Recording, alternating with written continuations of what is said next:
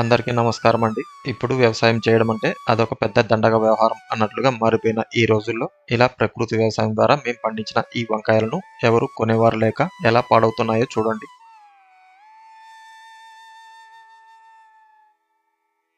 ఆ పక్కన టమాటా, మిర్చి వేశాం. అన్నిటిది ఇదే పరిస్థితి. ఇక్కడ చూసినట్లయితే మెంతి కూర వేశామండి. ఇది కూడా కొనేవారు లేక ఎలా ఎండిపోతుందో చూడండి.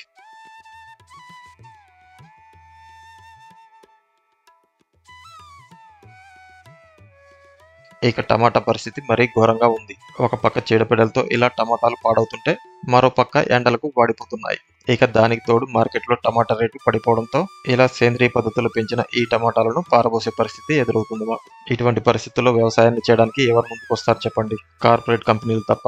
సూపర్ మార్కెట్‌లో అయితే ఎంత చెప్తే అంత కొనుక్కోవాల్సిన పరిస్థితులు మనం రోజు చూస్తూనే ఉన్నాం.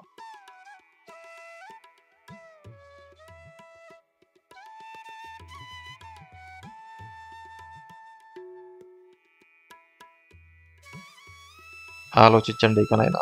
ధన్యవాదాలు.